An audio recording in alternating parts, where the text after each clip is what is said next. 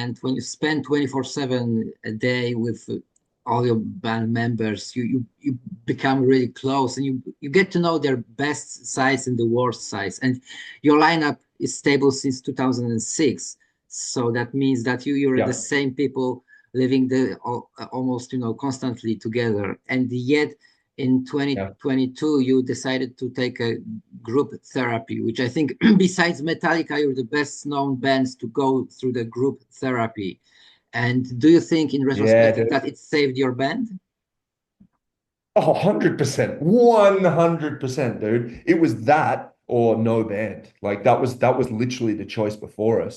And we're very like I think we're I mean I'd say lucky, but it's not luck. I'm very grateful for the fact that everyone else in the band still wanted to put the effort in to continue doing what we loved. Because it's a challenging thing to do. It's something that definitely would mental health is something everyone needs to value and feel okay working on. But it's a challenge. It's not something where you're just like, okay, it fixes itself. Now we've got someone who's going to fix it. You got to do a lot of work to actually understand it, and it's painful and it's challenging and it's hard to sit there with the people that you're so close with, but have almost destroyed friendships with, and look them in the eye and tell them why you feel the way you feel when you can't quite understand it as well. It's a very big challenge, but it was something which we chose to undertake, not only because we loved doing the band, but because we all felt that there was friendship there that was worth more than what we were giving it. And yeah, 100% saved the band. And not only that, but made the band better than what it's ever been. And it's something which is not, it wasn't a moment that happened that all of a sudden we did a little bit of work and then it was better and we like, okay, moved on. We set in place from that point on, we said, okay, our mental health needs to be a priority within what we do, and we need to work on it from this day forwards. And we continue to do that from that moment. It wasn't something that just like happened in 2022 for a couple of months and then we just kind of learned a little bit and then kept on rolling on. It was like, no, new protocols need to be in place to make sure we're good to each other, we're good to ourselves, and that way we can work better as a collaboration on what we love, which is being in this band. Yeah.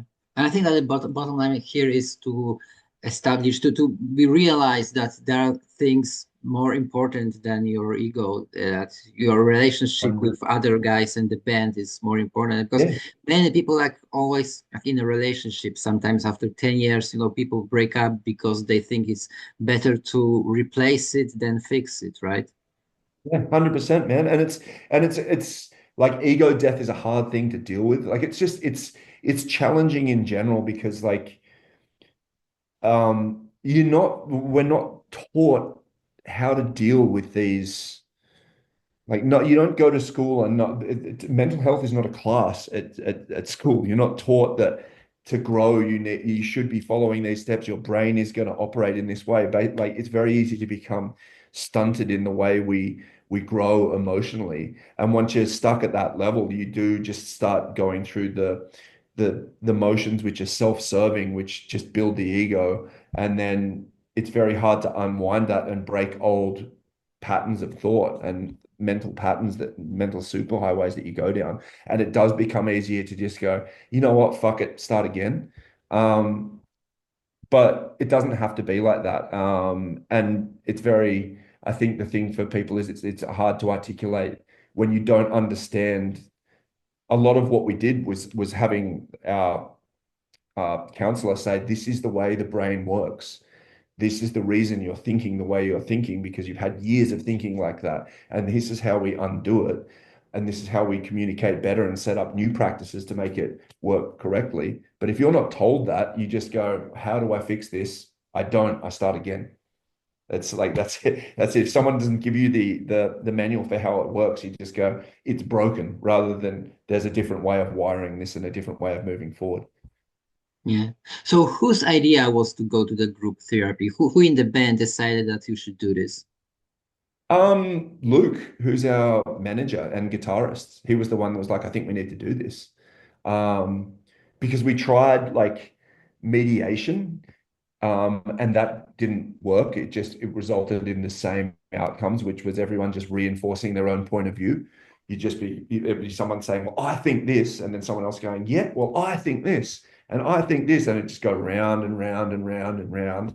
And Luke was like, hey, if we need to do this, we got to get someone else in. And luckily as well, the Sean, our therapist, is the guy. He just ended up connecting with us so well, and it all made sense. And that doesn't always happen for people, like being able to have someone which is correct for the circumstance you're in. And we got really, really lucky with that, and he's an absolute legend. So yeah, all props to Luke for recommending it, and thank you for Sean for still being with us.